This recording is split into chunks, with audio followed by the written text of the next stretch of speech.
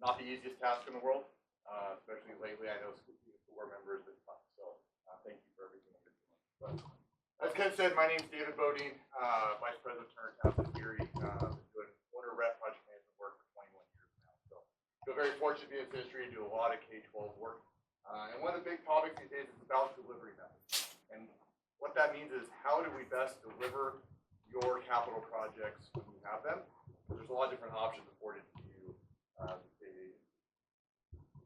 So again, what we're looking at is setting the right path, understanding what the risks are, and looking through those risks to determine how to move forward.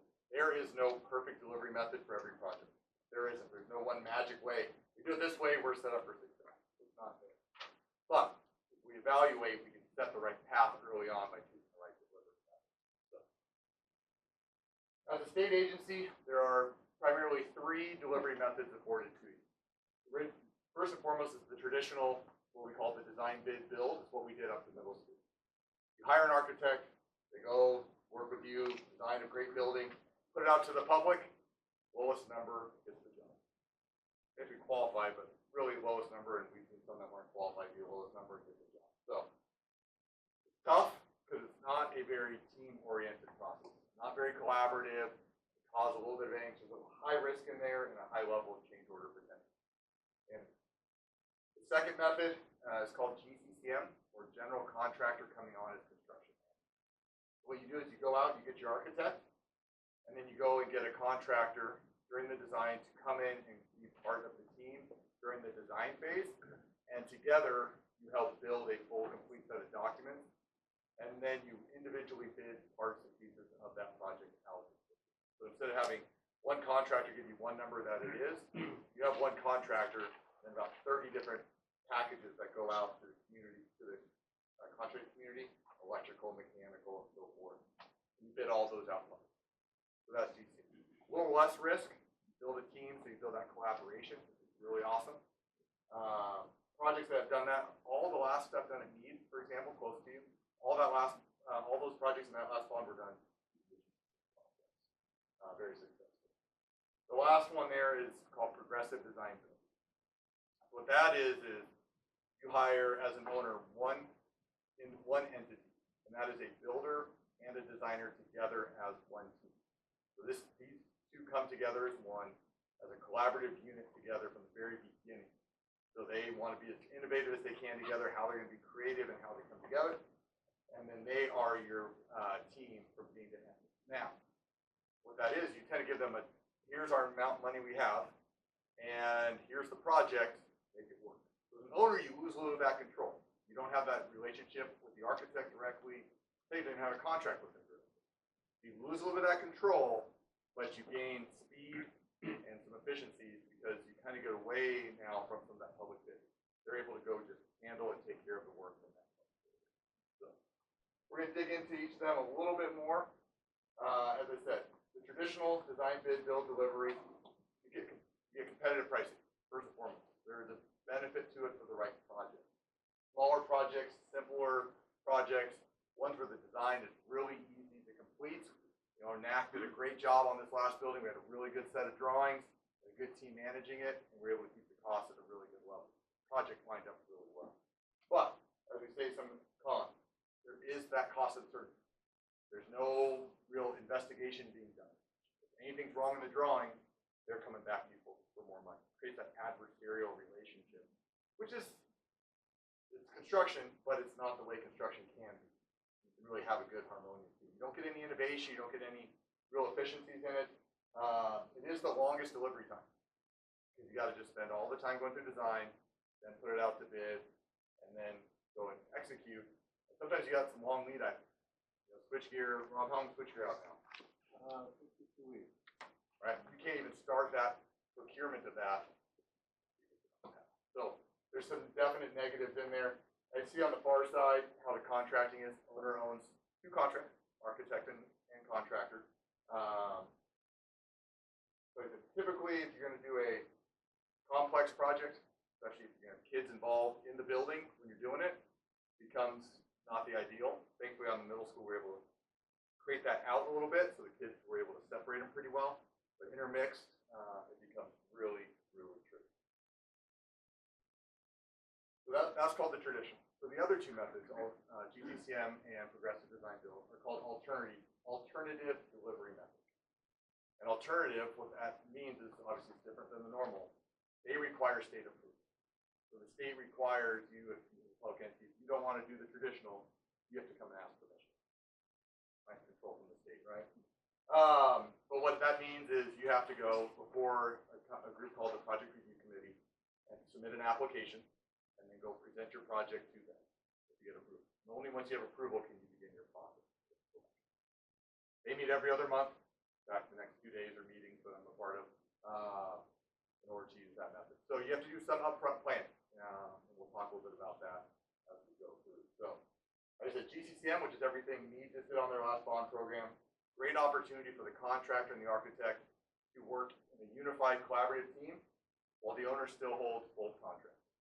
Enables a little bit more owner control, especially over the design. We're able to work with that architect on the design, so get that architect and contractor trying to figure out, hey, how do we do things better? How can we be more efficient? How can we maybe be better on the cost side of things? Changing materials or be more cost effective. Got a lot of different pros and cons there. I won't read every single one of them. Hopefully they're big enough for you to read. When we talk about when to use GCCM, and those bullet points really are focused on what the RCW, the law state of. These are great opportunities when GCCM is appropriate, and you have to meet one of those criteria in order to do it. So you got that complex schedule, occupied site. One project I did, Ken brought up Ferris High School. We got to work on Ferris High School. It was a great candidate for GCCM. If you ever saw that project on the South Hill, it was about a 7-phase project where we did a little bit, move kids around, demo a building, and keep that constant shuffle going. We got that input from the contractor early on, how we can go ahead. We never could have figured that out with that. It would have been nearly impossible. From a design team and our owner side, we would have had a really hard time putting that whole piece together without that contractor. Any questions on this method? You guys all need traditional to be done. But on this method, any questions? On the NWBE? Yeah. So one of the big things, obviously, I see is we're trying to get that diversity component. So you're trying to get your small businesses, your women-owned businesses, your advanced businesses, trying to get more and more participation. And the state's looking for public entities to drive more and more of that utilization. And so, because in GCCM you're still bidding out a lot of work, it becomes hard to utilize that utilization. Versus, I appreciate you leading in there like that. In progressive design build. In progressive design build, you as an owner can work with the contractor to set some percentages on what you'd like to see. And because not every piece of the project, none of it is really publicly bid out, they can go and work with the Apex coordinator, GSI, and all these others to bring in some of the disadvantaged businesses to work on your project. It does not have to help you. You can directly contract. The contractor can directly contract with. So with the other ones, is the state set a percentage for the goal? The state doesn't set percentages. They have goals and they really push you to utilize, and you talk about that in your state application to use it, of what you're going to do to try and increase that outreach, but they do not yet. I have a feeling it will come, but it's really hard over here on this side of the state. We do not have as many disadvantaged businesses, or on the west side they do, and we get a lot of that pushed over toward us, but we just don't have as many opportunities. But that is a pro here of alternative delivery. So the alternative delivery, we get that one team together, they get to go. They can get going right away. So that's, in that methodology, the architect's building at the same time off of the contractor starting to go up. All right, we got a plan and a footprint in our building. Let's start building our foundation. So we're starting to go up as they're still building. Then we get permits. So a lot of that, you're still kind of building the plane while you're flying. Mentality with an understanding of what you're doing. One of the first steps in this when you bring them on is, hey, what's our cost? We have, let's just say, $50 million. Okay, what can we get for it? Validate it. And they say, yes, we can do that. From that moment, they're off and running. But the downside as an owner, you lose a little bit of that control. You're not working directly with the architect anymore. You're not really having as much input into the design. And there's a lot of owners that struggle with that. And owners got to be really ready to move fast in this narrative. There is constant go. It is a constant go, and you need to be really up to speed and ready to rock and roll through that whole thing. One of the things I saw when Deer Park did the renovation of the high school was that the superintendent had a new full-time job. Yeah, And that played out through the entirety of that project. that's correct. And it took him away from being superintendent in the way that he normally would. That's a concern about that. And a valid one, and that's why you're kind of just leading me on to that next step really well. I'm a couple slides away from that one. But I think that's a lot of reason why Ken brought our team in on this, was because he didn't have capacity in the full-time job to manage a construction job, Right. right? So the intent of someone like ourselves as owner reps, this is not meant to be a sales pitch, but believe me, it's not, but it's going to turn into it, is we recognize you guys have full-time jobs. Superintendents, your facility managers, your principals, all have full-time jobs. Our job is to manage this asset that you now have in this capital fund and execute it. And when decisions need to be made by the powers that be, we bring you recommendations, pros and cons, go with them, so that you can make quick decisions and keep doing the job you're doing, which is take care of you. And in Deer Park, they did not. They worked that through their superintendent, their facility director, and that was all they had. Yeah. And that's not to say it's right or wrong. And we understand that money's everything. And you got to figure out how to make it work in your budget. But it is tough when you have a full-time job already and you have this capital bond. Are there less change orders in the alternative delivery methods? Yes. Yeah. So that is a huge benefit. So in GCCM, you build in a contingency into your cost. If you don't use it, you get it back. But the contractor, because they come on board early, they assume some of the risk. So for example, in a set of documents, if the architect shows a toilet in the restroom, but the mechanical engineer didn't draw pipes to it, that's no longer the owner's fault. Contractor, you were on board, you could have seen that, you should have caught that, that's part of your contingency. So that risk is moved over. In a progressive design build, all that risk is moved over to them. We pay extra if we want to add things, obviously. But besides, you have that and unforeseen conditions, you get in the ground and all of a sudden we found an underground, get fuel tank. Whoops, no way to could. So we owe them still some of that, but it's all about risk and where we're willing to go on. Control versus risk.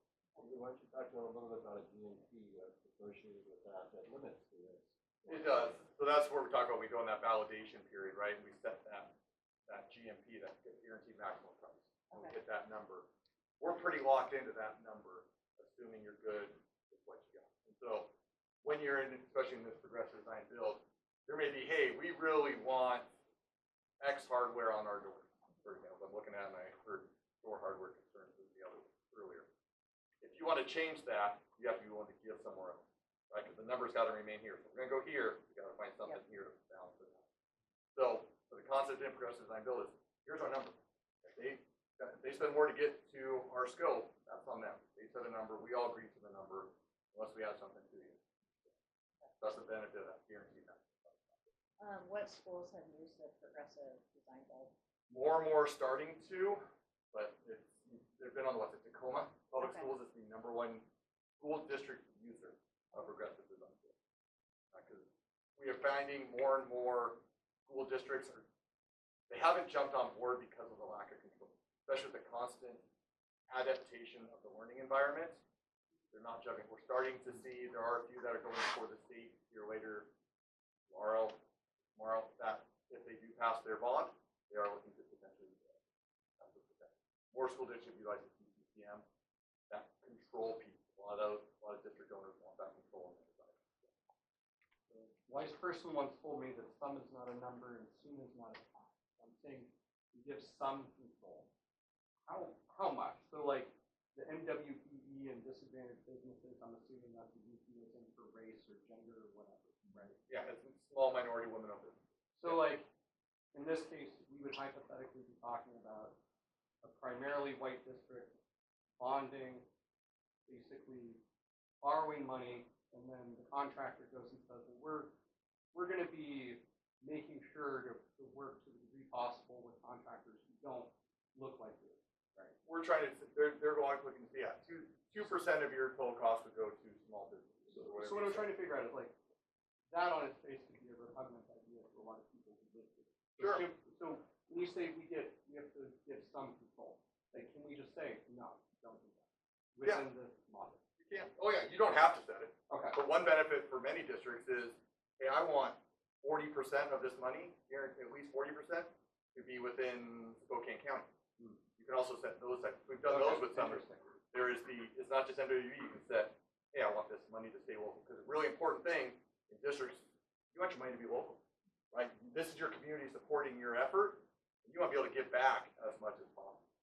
So that, I mean, that almost sounds like we have more control, or would you say that's also in the GCPM model? Would it be in both, that you could set that kind of mandate on a certain percentage? It's harder Be local. because in GCCM, you still have to publicly bid every season. And then in GCPM, you publicly bid, is it still lowest bidder, or?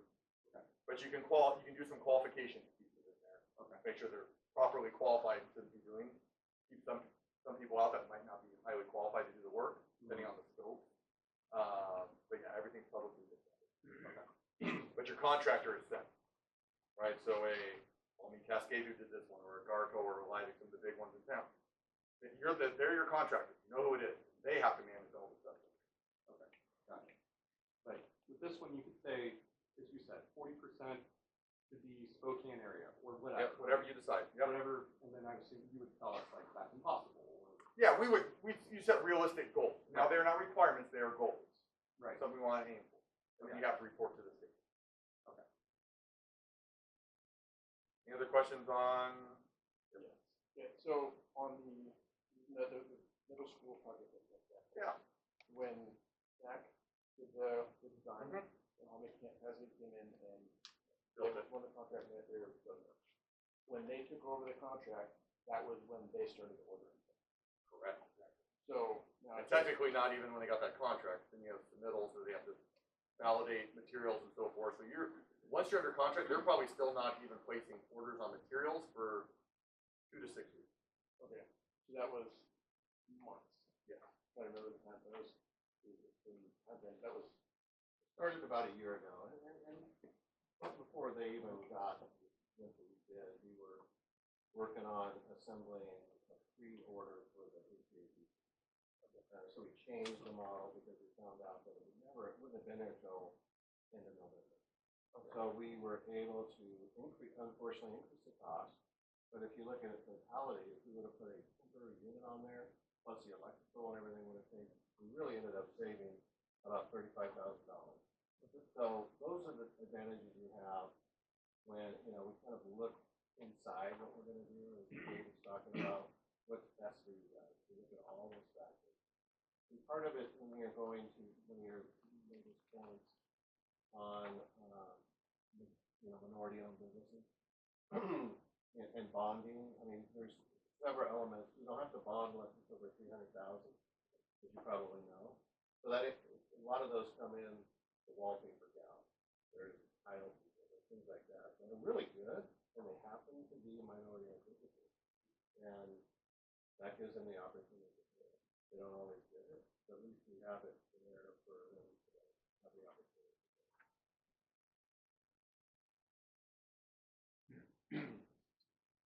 So this is a chart that kind of high level sums everything up, kind of what we've talked about here as far as who your contracts are with, where you need approval from the project review committee, where the design is, who's responsible for errors, engagement of the owner, and so forth. You kind of look at it, better than talk through every single one of them, but kind of a quick table you can reference later. This will stay presentation if you available, Ken, right? Yeah, Okay. yeah. So if you have any questions, happy to answer them, but it kind of just summarizes in an easy table format everything we've done. One question for you. Yeah. So if when you have a smaller district like ours, Yeah. where if we were to pass this, as you know, we have lots of projects going on. And then we have our main campus, and then we have Chatteroy campus as well. So knowing a little bit about that, is there any one of these that just wouldn't even work? Or are they No. all in the running? I think they're all in the running, but I think we'd want to look at, in order to make it more appealing, use that word, like, the more you can kind of group together, the more appealing it's going to raise the dollar value. So we want to look at maybe how we combine projects together at different schools to make it, whether it's one GCCM project and one, design build, or two different GCCMs. We could, just because it's one bond doesn't mean it's one method and one project. we could we could plan everything out and look at how we're gonna stagger and do everything and build the right delivery model for the whole program, which could vary, all three different models could come in. We gotta look at it. Right. Why don't you just, kind of allude to the fact that, well, I could talk about it. One of the benefits too of the alternate delivery systems is that it eliminates, you're getting a higher quality contract. If you have to have, done it before, we usually require 5, 10 GCCMs or progressive design build, or you can even rank yourself to become a commercial design. And fortunately, we have several of those good things around our area. But that sometimes brings a better sense of calm, and you know you're getting a higher quality general. Because sometimes you get a lower tier general, which David and I unfortunately had the opportunity to work with, and it was the hardest job I've had. I've been in the business for 40 years. It was the worst job, and then the best best project I've ever done in 40 years. But we worked tirelessly to get there. So this kind of helps you get to the point where we're going to go down one of these roads, and you can still get great contractors in those in a traditional big project too. That's why we're really moving. All these could be good for you. To Rob's point, so for alternative delivery, your selection process is not based on safety. You're not getting a role. You're basing your selection process on qualification. You're figuring out who is the best value contractor for. It's a really cool concept for public entities to be able to choose the best value. So you go through a process between their qualification, some form of a interview to get to know them. There is a slight cost component to make sure they're staying in a range of being competitive still, but you are getting who is the best fit for you as a public agency. And that, I mean, especially when you, depending on, you get up into a $70 to $100 million project, there's only certain contracts that can play in those ranges. But you start playing in a, 10 to 30, 40, you're opening the door into a much larger pool, which is good for competition, but can be scary as well because of some of the, and not to say they're not qualified, but they might not have the staff and the resources to go execute. Right? You don't have a swing site, right? Kids are going to be there when we're doing some construction. That requires a higher level of expertise, in my viewpoint, of a contractor to be on site. I don't want someone out the back of their truck trying to figure out. Right? It's a little trickier. Again, these are kind of just looking at, again, I won't read all these. These are just looking at when we look at the different delivery methods. These are things of consideration and what to look at when it comes to the different delivery methods.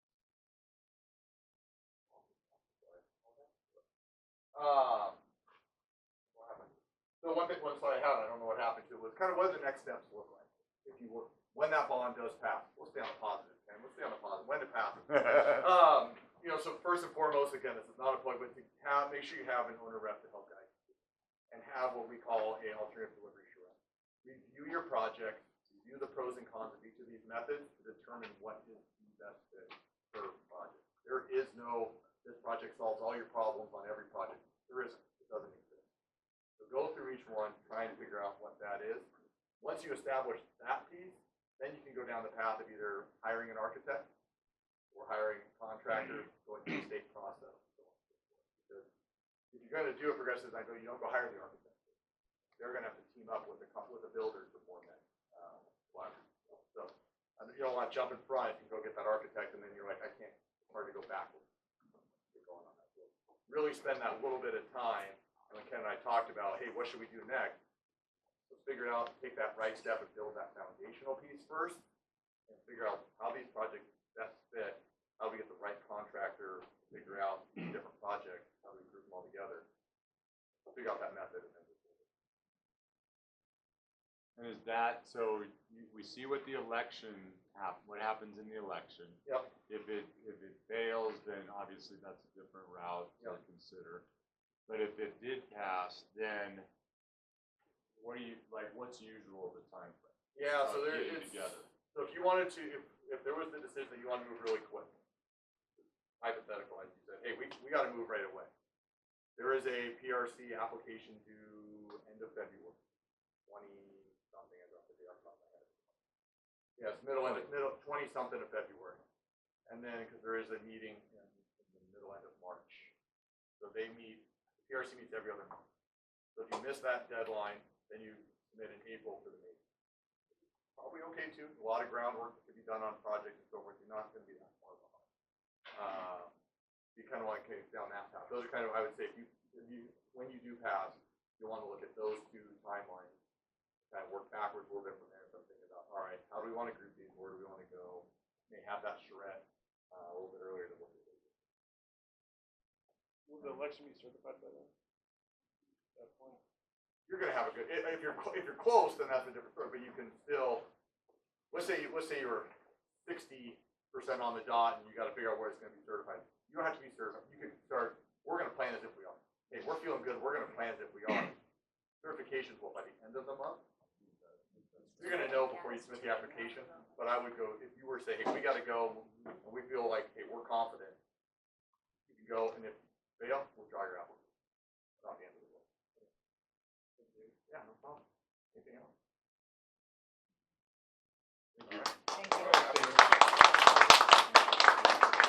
We did want to quickly, before you guys leave, I'll you to stick around. Yeah. The next item that is on the agenda, Peter, your question about that change order from last meeting, back to the middle school. It would be good if we had questions. Okay, moving on to our business section, the Riverside Middle School construction project, change order number 4. So it was from last meeting, and there was a question about why we had to pay that expense. All right, we need a motion. Sorry about that. Need a motion. So then what I said is I would, look into it, and I reached out to Rob, sent him an email, asked him to send a description of what that was. He gave it back. I emailed you, told you that. But if there's any additional questions, Rob, they're the expert in that one. I'm not quite as up to speed. Are there any questions, or did the email answer? It was good. Okay. I don't have any more questions. All in favor, say aye. Aye. Opposed? Carried. Moving on, Strategy 360 Service Agreement. Ken? So we, with the bond and levy, obviously a key is communication. And so we try to do it all, this is the informational campaign. So there's the informational campaign that the district does. Not vote yes, it's not vote no, it's just this is what it is. Well, we try to do it well, we try to communicate, Caitlin works her tail off, we all try to do it, but it's challenging in a small district because we don't have a communications officer, we don't have a communications department, that's my job, and so I try to do it as well as I can. But I don't have a design degree, I can't get on and make a perfect, I can go on Canva, I'm good at Canva, which is math, but there's times where there's professional design that needs to occur, like the mailer that's going out, with the insert in because you're allowed to do one mailer, I don't know if you knew this, you're only allowed to do one mailer as a district for the levy and one for the bond. So that combined with website, for example, we have at Leo as a website, but I'm not a web designer, so we do the best we can, but sometimes we felt the need to get a little help. And so that's what it is. Megan, who we had hired before for consultation, she's not a designer, she's a communication marketing person who helps with the communication part of content, but not the design part. So it's $4,500, and it wasn't in the original plan, but we're just asking for consideration. Try not to nickel and dime us to death on that stuff, but I also think you got to inform the voters. We got to make it informed decision. So I think it was a worthy investment. Need a motion. Any other discussion? All in favor, say aye. Aye. Opposed? Carried. C, thought exchange. You're familiar with that, I think. I'm not sure, Peter, Matt, as new board members, I'm not sure. I think you are. But speaking of communication, it's a really important tool for community engagement. So you may recall that we've done thought exchanges out into the community. So the trend that we've seen is that, yeah, when we had the town hall, we probably had 30 or 40 people. We had like 350 people streaming. It's just fascinating, isn't it? You know, just how technology works and so on. Well, thought exchange is a really good way to get a lot of thoughts. Because what you do with meetings, as you know, is you can have somebody dominate the room. And so you have 5 people doing all the talking. And you don't really get an idea of how the general people. So thought exchange is a better way to get a big sample size.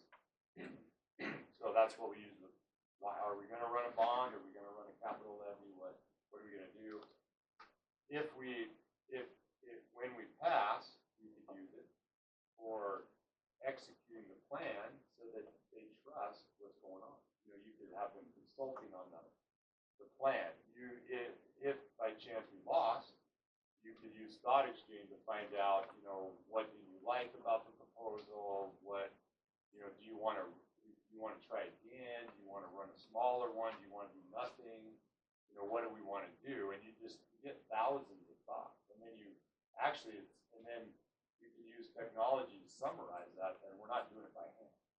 You know what I mean? So it's worth it. It's good. The best districts do it. I hope we can extend the contract. We already bought it 1 year, but we're up near the end. So if we can, you can do unlimited.